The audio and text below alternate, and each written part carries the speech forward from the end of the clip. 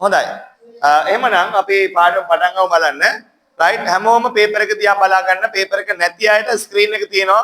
විභාගෙට එන්න බැරි වුණායි කීප දෙනෙක් කියන ඒගොල්ලන්ට ස්ක්‍රීන් එක දිහා බලා ගන්න පුළුවන්. ගෙදර ගිහලා ගන්න print out එකක් අරගෙන කරන්න ආපහු. හරි. මම කියනවා fill in the blanks with the correct form of there is, there are, there was, there were, there will be. එතකොට මම නැවත මතක් කරන්නම් there is කියන එකෙන් අදහස් වෙන්නේ එහි තිබෙනවා එහෙම නැත්නම් එහි සිටිනවා මෙන්න මේ අදහස දෙන්නේ තිබෙනවා සිටිනවා කියන අදහස තමයි there is වලින් දෙන්නේ එතකොට there is කිව්වම සංඛ්‍යාවෙන් කීයයිද 1යි සංඛ්‍යාවෙන් කීයයිද there is කිව්වම 1යි තේරුණාද there are කිව්වොතින් සංඛ්‍යාවෙන් කීයයිද there are කියන්නේ බහුවචනය there are කියනකොට සංඛ්‍යාවෙන් එකට වඩා වැඩි බහුවචනය තේරුණාද සංඛ්‍යාවෙන් එකට වඩා වැඩි ඊළඟට අපි භාවිතා කරනවා there was මේකෙන්නේ අතීත කාලය තිබුණා කියන විදියට අතීත කාලේ සංඛ්‍යාවෙන් එකක් පෙන්වන්නට අපි there was භාවිතා කරනවා තිබුණා කියලා පෙන්වන්නට පැහැදිලිනේ ඊට පස්සේ අපි there were ගොඩක් ළමයි මේක වරද්දනවා කියන හැටි WERE කියවන්නේ were කියලා there were කියන එකෙන් අපි අදහස් කරන්නේ බහුවචනයක් එකකට වඩා වැඩි සංඛ්‍යාවක් බහුවචනයක් එකකට වඩා වැඩි සංඛ්‍යාවක් there were වලින් පෙන්නනවා පැහැදිලිද there were වලින් බහුවචනයක් එකකට වඩා වැඩි සංඛ්‍යාවක් පෙන්නනවා අතීත කාලේ හිටියා තිබුණා කියන අදහසෙන් පැහැදිලිද ඊළඟට අපි භාවිතා කරනවා there will be කියන එක භාවිතා කරන්නේ අනාගත කාලෙදී මෙහෙම වෙලා තියේවි පවතිවි කියන අදහසෙන් there will be භාවිතා කරනවා පැහැදිලිද තේරුණාද හොඳයි එතකොට මෙහෙම වාක්‍යයක් ආවම් පස්සේ අපි හිස් තැන නැතයි සිතා මොකක්ද අපි කරන්න ඕනේ හිස් තැන නැතයි සිතා සම්පූර්ණ වාක්‍ය ඉවර වෙන්න කියවලා අවබෝධ කරගන්න ඕනේ මේක ඒක වචනද බහුවචනද වර්තමාන කාලෙද අතීත කාලෙද අනාගත කාලෙද කියන මෙන්න මේ සියල්ල අපි හොයා ගන්න ඕනේ පැහැදිලි නේද රයිට් මට අත උස්සන්න මේකේ ලකුණු 10න් 10 තියෙන ළමයි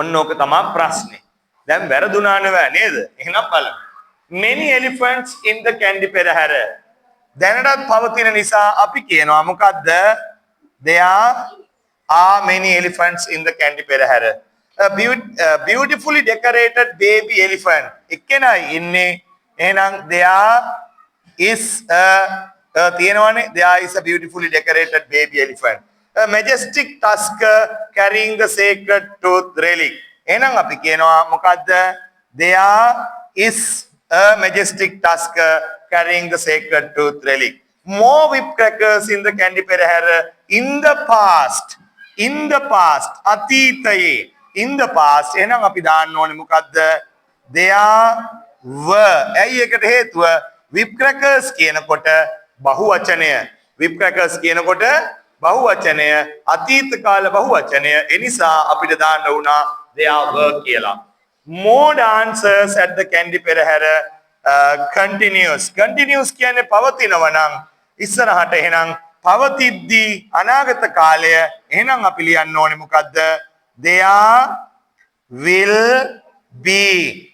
will be more dancers as the candy perahera continues අනාගත කාලයෙන් ඉඳීවි there will be a cultural show at the cultural center එහෙනම් there is a cultural show at the cultural center a carnival here last week past tense එක last week කියනකොට past tense එක a carnival එකයි එහෙමනම් අපි ලියන්න ඕනේ there was a carnival here last week ඊළඟට කියනවා book fair tomorrow කියනවා නම් ආපහු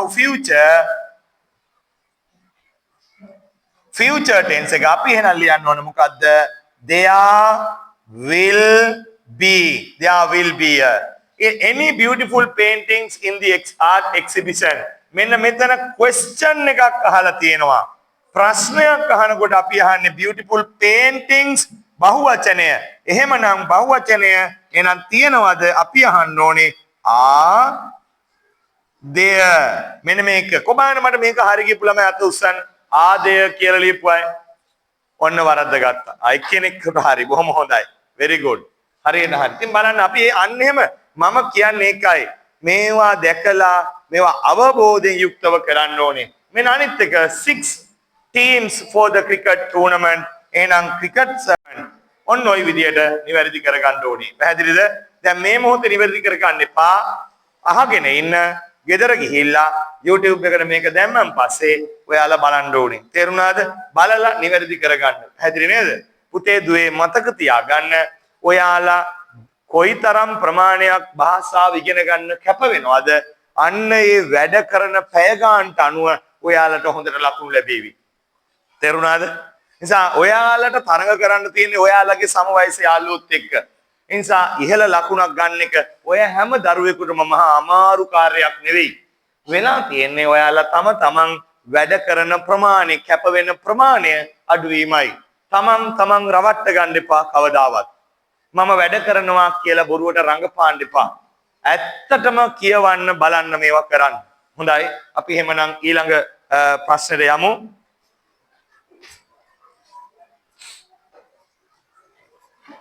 ළමයි මේක කියලා තියෙනවා write a synonym.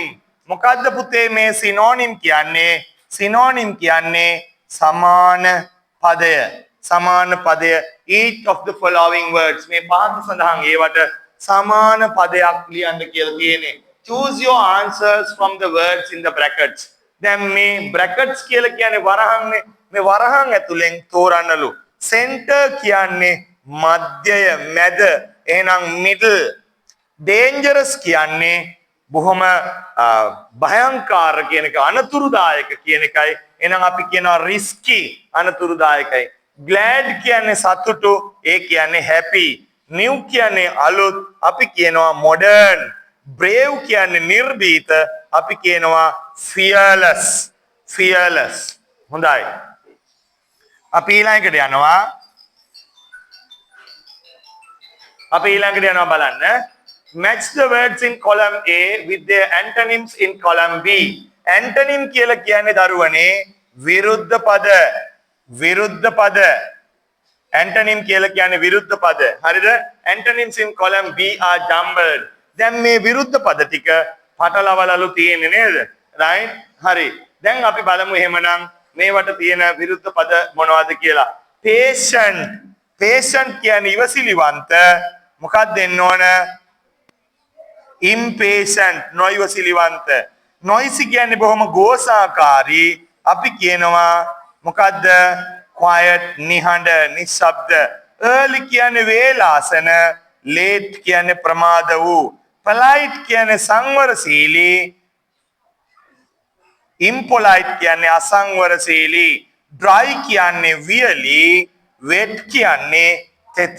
ඔන්න ඔය විදියට මතක තියාගන්න මේවා. හරිද? right. අපි යමු ඊළඟ පාඩමට. right. ඊළඟ එක බලන්න. හරිද? rewrite the following using apostrophe. අපි මේ පාඩම කරා apostrophe භාවිතා කිරීම. දරුවනේ බලා ගන්න අපි apostrophe භාවිතා කරන අවස්ථා දෙකකට. පළවෙනි එක contraction. contraction කියන්නේ පද කෙටි කර ලිවීම. එතකොට දුවේ පුතේ පද කෙටි කර ලිවීමේ ක්‍රම දෙකක් තියෙනවා. එකක් මේ බලන්න. අපි කියනවා it is not. අපිට මේක දෙවිදියකට කරන්න පුළුවන්. මෙන්න බලන්න. අපි ලියනවා it isn't කියලා ලියනවා. දෙවෙනි ක්‍රමවේදය තමයි අපිට පුළුවන් කරන්න මොකද්ද මේ බලන්න it is not කියන එක අපිට පුළුවන් මෙන්න මේ විදිහට it's not කියලා ලියන්න පුළුවන්. වැඩිපුර භාවිතා කරන්නේ මේ පළවෙනි ක්‍රමය. නමුත් මේකත් නිවැරදි. එතකොට පද කෙටි කිරීමේදී අපි ඉවත් කරනු ලබන වචනය හෝ වචන කිහිපය වෙනුවෙන් මොකද්ද පුතේ? ඉවත් කරනු ලබන වචනය හෝ වචන කිහිපය නියෝජනය කිරීම සඳහා අපි භාවිතා කරනවා මොකද්ද apostrophe එකක්. මොකද්ද භාවිතා කරන්නේ? apostrophe එකක් භාවිතා කරනවා නොලියා සිටිනු ලබන වචනය හෝ වචන කිහිපය වෙනුවෙන්. පැහැදිලි නේද? නොලියා සිටිනු ලබන වචනය හෝ වචන කිහිපය වෙනුවෙන් අපි මොකද භාවිතා කරන්නේ? අපි භාවිතා කරනවා apostrophe එක. ඒකට අපි කියනවා contraction පද කෙටි කර ලිවීම. මොකද්ද අපි ඒකට කියන්නේ? contraction පද කෙටි කර ලිවීම. පැහැදිලි නේද? එතකොට දෙවෙනි අවස්ථාව මෙන්න දරුවනේ දෙවෙනි අවස්ථාව අපි කියනවා possession. possession කියලා කියන්නේ අයිතිය පෙන්වීම. possession කියන්නේ මොකද්ද? අයිතිය පෙන්වීම. අපි පෙන්වනවා මේ බලන්න අයිතියක්. මේ බලන්න නිමල්ගේ කියන තැන අපි ලියන්නේ නිමල් කියලා ලියලා apostrophe s දානවා. ඉතින් මේකේ විශේෂත්වයක් අපි කතා කරා. මොකක්ද මේ විශේෂත්වය? ඔයාලට ඒක නැවත අද දවසෙත් මම මතක් කරා. ඒ තමයි අපි කිව්වා s අකුරෙන් අවසන් වෙන බහුවචන පදයක. මොකද්ද? s අකුරෙන් අවසන් වෙන බහුවචන පදයක. මොකද්ද? මම ආයේ කියනවා මොකද්ද? s අකුරෙන් අවසන් වෙන බහුවචන පදයක අයිතිය පෙන්වන්නේ. s අකුරෙන් අවසන් වෙන බහුවචන පදයක අයිතිය පෙන්වන්නේ. s අකුරෙන් අවසන් වෙන බහුවචන පදයක අයිතිය පෙන්වන්නේ අපි මෙන්න මේ s අකුරට පස්සේ apostrophe එක දාලා.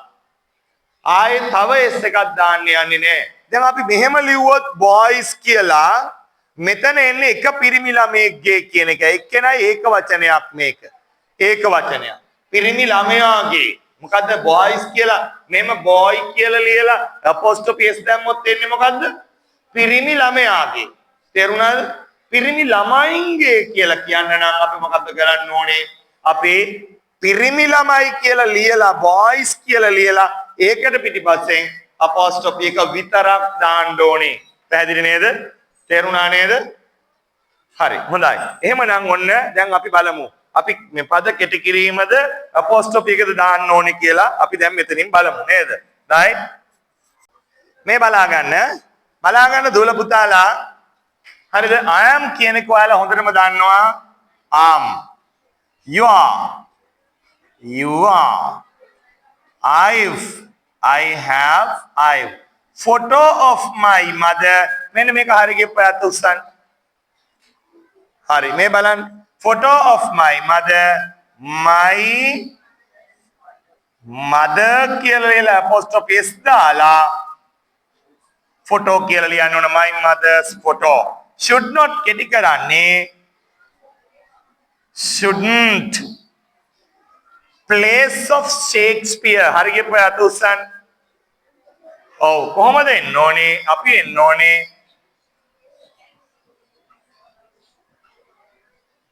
Shakespeare's place. මෙන්න මේ විදිහට එන්න ඕන. will not කියන එක විශේෂ අවස්ථාවක්. ඒක කෙටි වෙනකොට ඒකට apostrophe එකේ දීලා අපි ඒක contraction එක කරනකොට අර willn't කියලා ලියන්නේ නෑ. අපි ලියන්නේ WON apostrophe T want. පැහැදිලි නේද? මේකත් එක්ක පටලවා ගන්න එපා. ගොඩක් ළමයින්ට want කිව්වම ඔළුවට එන්නේ අවශ්‍ය කියන want එක. අවශ්‍ය කියන want එක. මේවා පටලවා ගන්න එපා. පැහැදිලි නේද? හරිද? මේක නෙමෙයි මෙතන want කියලා කියන්නේ. help of everyone. help of everyone කොහොමද අපි ලියන්න ඕනේ? everyone කියලා ලියලා apostrophe s දාලා help කියලා ලියන්න ඕනේ. everyone's help. a captain of a ship. එහෙනම් අපි ලියන්න ඕන මොකද්ද? ships captain. ඊළඟට the speech of the chief guest. The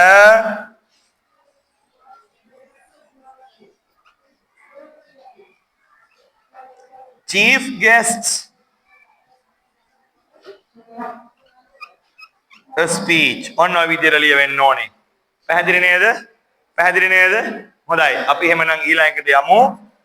ඔයාලට මේක ගෙදර ගිහිල්ලා YouTube එකේ බලලා තමන් නිවැරදි කිරීම කරගන්න පුළුවන්. හොඳේ. නිදහසේ බලන්න 10 සැරයක් අහන්න 20 සැරයක් අහන්න. හරිද? දැන් මේකේ තියෙනවා underline the correct answer. underline the correct answer. මොකද්ද මේ කියන්නේ? නිවැරදි පිළිතුර යටින් ඉරක් අඳින්න නේද? Damhiru's dog's name is Toga. එක බල්ලයි බල්ලාගේ නම. එහෙනම් බල්ලාගේ කියලා අයිතිය පෙන්නනවා එක නාම පදයක. Savin studies in a boys school. පිරිමි ළමයින්ගේ පාසලක්. BOYS කියලා ලියලා අපොස්ට්‍රොපි දාන්න ඕනේ. ඒකට හේතුව තමයි S අකුරෙන් අවසන් වෙන බහුවචන පදයක අයිතිය පෙන්වන්නේ S අකුරට පස්සේ අපොස්ට්‍රොපි එක දාලා. පැහැදිලිද?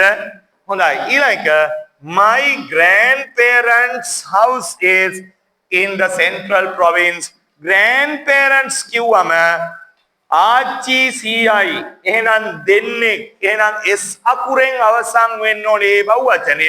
එහෙනම් ඉතින්දී එන්න ඕනේ මොකද්ද?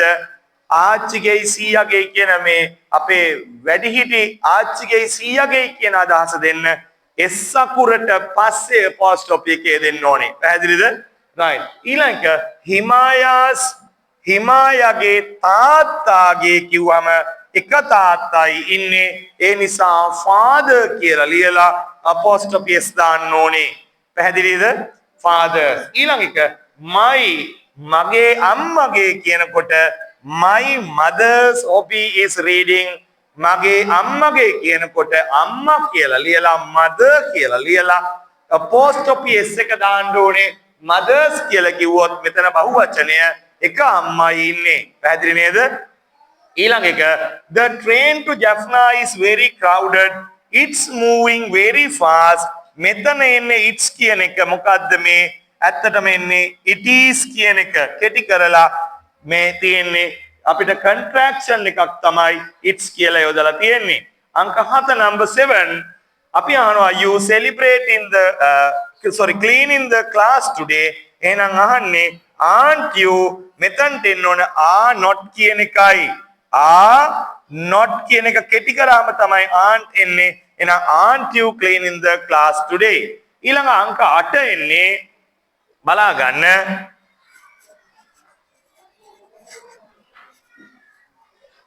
හරිද? බලා ගන්න අංක 8 you can't කියනකොට ලියන්නේ cannot කියලා. මේ බලන්න මෙන්න මේ වචනේ කෙටි කරාම එන්නේ can't කියලා. can වලට පස්සේ apostrophe t තියන්න ඕන. කොබන්න මේක හරි ගියපු අය. හොඳයි අත්පහල් දාගන්න. හොඳයි. I am learning in a girls school. මෙන්න මේක වෙන්න ඕනේ. කොබන්න මේක හරි ගියපු අය girls. හොඳයි. ඊළඟ එක the dog is wagging its tail. උගේ කියනකොට apostrophe දාන්නේ නේ. උගේ කියනකොට apostrophe දාන්නේ නේ. කොබන්න මේක හරි ගියපු අය.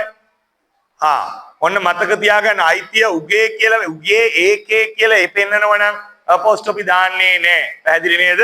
හොඳයි. අපි යමු ඊළඟ පාඩමට. ඊළඟ question එක. බලමු අපිට තියෙන ඊළඟ question එක මොකක්ද කියලා. Fill in the blanks using the words given. නේද? right. මෙන්න මේ දීලා තියෙන වචන භාවිතා කරලා stamp පුරවන්න කියලා තියෙනවා නේද? right. එතකොට තියෙනවා බලන්න Oliver Twist was an orphan. නේද? හරි. එතකොට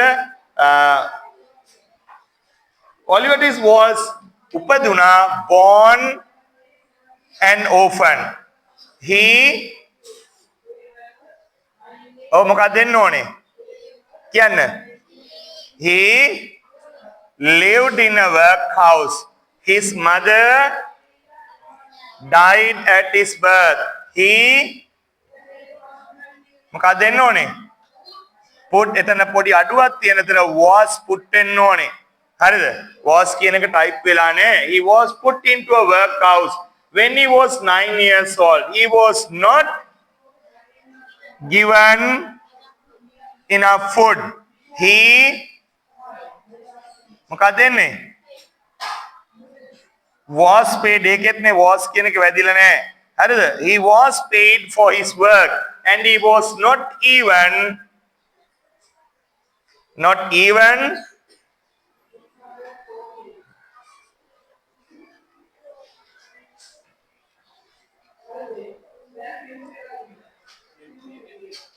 sorry එබද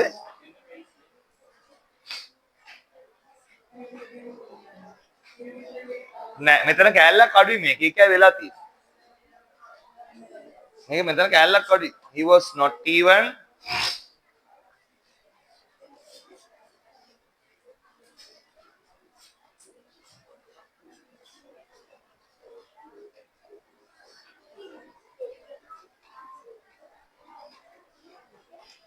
මේක පොඩි කරෙක්ෂන් එකක් කරමු අපි. මෙන්න මේ not even කියන එක කපමු. හරි නෑ නෑ ඒක ප්‍රශ්නයක් නෑ. he was punished. නෑ නෑ.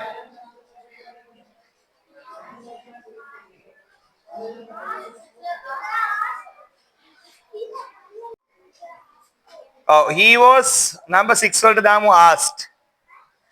He was asked for his work. නැත්නම් මේක හදන්නම් බෑ. And was not even paid for. හරිද? මෙතන full stop එකක් තියාගන්න. මෙන්න මෙතන කෑල්ල තමයි අඩු වෙන්නේ. මෙන්න මෙතනට එන්න ඕන he was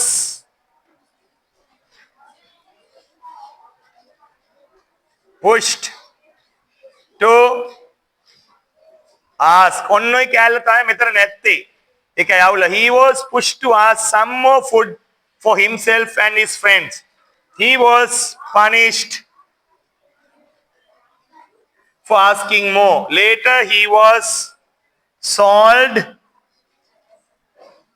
to a coffin. Make it කෑල්ලක් හැලිලා maker.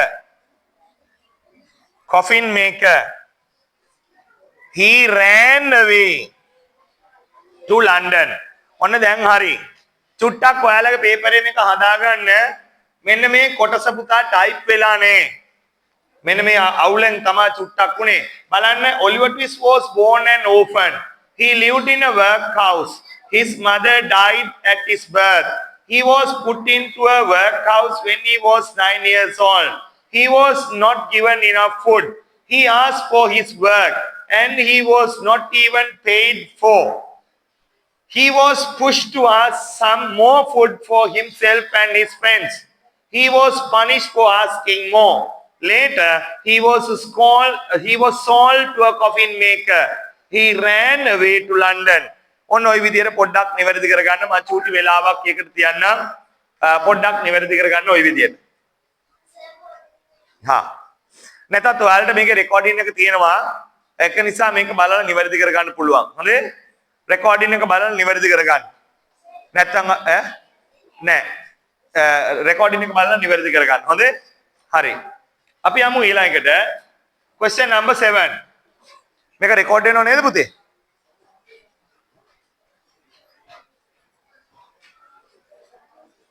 නැත්නම් අපිට වෙලාව ගොඩක් අහක යනවා. ඒ කියන්නේ පේපර් එකකුත් කරලා ආපහු තවත් වෙලාව නාස්ති කරගන්න බෑ. ඊළඟට තියෙන්නේ read and answer the questions. The foolish mouse. එතකොට මෙන්න මෙතන අහලා තියෙනවා how many mice were there? question එක ගන්න. උඩටම ගන්න. right. මම චුට්ටක් පාඩම පැහැදිලි කරන්නම්. ඉස්සෙල්ලා කතාව ගන්න පුතේ. කතාවට. ස්ටෝරි ගන්න. ස්ටෝරි ගන්න. බලා ගන්න. Once two mice saw a cat sitting quietly with the eyes closed and tail curled round her paws. දවසක්දා මීයෝ දෙන්නේ දැක්කා බැලලියෙක් läගලා ඉන්නවා යාගේ වලිගෙත් රවුමට තියාගෙන අත් උඩින් තියාගෙන ඉන්නවා. Her whiskers also dropped in a gesture of gentleness. right? එතකොට ඔන්න යාගේ මේ බොහොම මෘදු ස්වභාවයෙන් ඉන්නවා මේ පූසා. whiskers කියලා කිව්වර දෙපැත්ත තියෙන මොනවද? අර තියෙනෝනේ මේ රැවුල් ගස් නේද? ඒවා. හරිද? One of the mice was very much impressed to see the beauty of the cat. මේ මීයෝ දෙන්නගෙන් එක මීයෙක් මේ ලස්සන පූසා දැකලා හරිම ආස හිතුණා. අනේ සෝක් ලස්සන පූසෙක් කුරුතල් කරන්න අල්ල ගන්න පුළුවන්. නියමයි කියලා හිතුවා. දැන් මීයෙක් හිතන්නේ හොඳේ? එහෙම හිතලා මේ ඔයාලා නෙමෙයි මීයෙක් හිතන්නේ ආ. ඊට පස්සේ කියනවා this cat seems to be very gentle and harmless. අනේ මේ බැලලි හරීම සෞම්‍ය කිසිම කරදරයක් කරන්නේ නැති අහිංසක ලස්සන සුදුම සුදු නිකන් පුළුම් බෝලයක් වගේ බැලලියෙක්. I will go and make friends with her, said one mouse. මං ගිහිල්ලා එයත් එක්ක යාළු වෙනවා. හරිම ශෝකාරී ලස්සනයි. උරුතල් කරන්න පුළුවන්. The other mouse admonished him and said, මේ ඔහෙට පිස්සුද? දැන් ඇස් ලොකු කරලා බලලා කියනවා, are you stupid or being deliberately obtuse? ඔයාට හොඳටම මොකක් හරි මොලේ ප්‍රශ්නයක් ඇවිල්ලාද? ඔයාලා ඇත්තටම ඔයා ওই තරම් තකතිරුද? Why don't you try to understand that a cat is our natural enemy? ඇයි ඔයා තේරුම් ගන්න උත්සාහ කරන්නේ නැත්තේ? පූසා කියන්නේ අපේ ස්වභාවිකම හතුරා. අහු වෙච්ච තැන අපි වල්ලම් කනවා. ඔයා යනවා බලල්ලු හුරුතල් කරන්න. She want to spare you once you are within her reach. ඔයාව තියෙන එකක් නැහැ කිට්ටුවට යනකොට. ඔයා හුරුතල් කරන්න යන්න එපා. ඔයාට ජීවත් වෙන්න වෙන එකක් නැහැ. But the other mouse didn't listen to his friend's advice. නමුත් අනිත් මීයා ඇහුවද අර යාළුවා කියපු එක? ඇහුවේ නෑ. අහන්නේ නැතුව අවවාද යන. He went near the cat to make friends with her. ගියා බැලලිගේ ළඟට. කොහොමද අනේ ඔයා හරි ලස්සන බැලලියෙක්. මං ආසාවෙත් එක්ක යාළු වෙලා සෙල්ලම් කර කර ඉන්න කියලා කියන්නේ. අනේ කියන්න කට්‍ය ගන්න කලින්. But before he could say hello to her. දැන් එහෙම කියන්න ගිහිලා hello කියලා කියන්නේ කට අරින්න එපා. එහෙම කියන්න කලින් the cat finding him within her reach pounced upon him and ate him.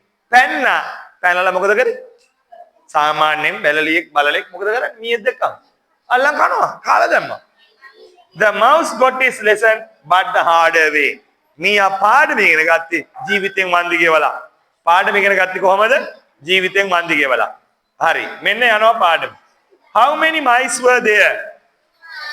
Right. How many mice were there? 2 mice නේද? Right. ප්‍රශ්න ටික ගන්න. අපි ප්‍රශ්න ටික ගමු. Right.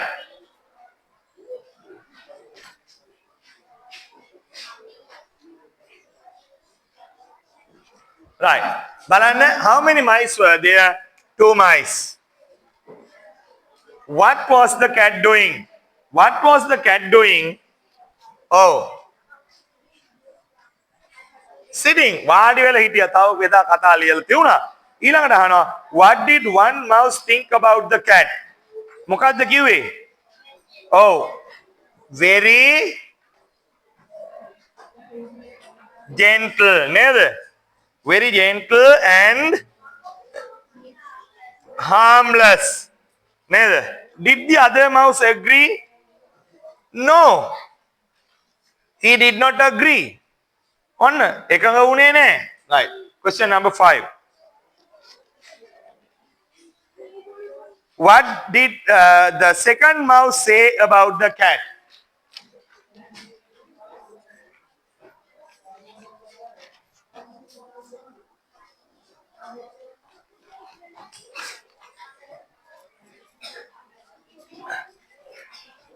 Right. What did the second mouse say about the cat?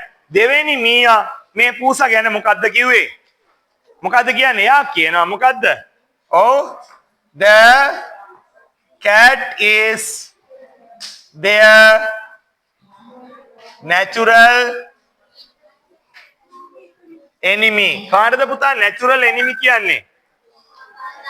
ස්වභාවයෙන්ම හතුරා නේද? Right? ඔන්න එහෙනම් කියපු කල the cat is their natural enemy. ඔන්න එහෙනම් අපි සාකච්ඡා කරා. ඊට පස්සේ තියෙන්නේ write an essay on one of the following, use about 80 words නේද? right. අපිට රචනයක් ලියන්න මම my country කියන රචනයක් දීලා තියුණා නේද? දීලා තියුණානේ. අනිත් එක මොකද්ද my ambition. හරි. එහෙමනම් අපි රචනා ඒවා ලියලා තියුණේ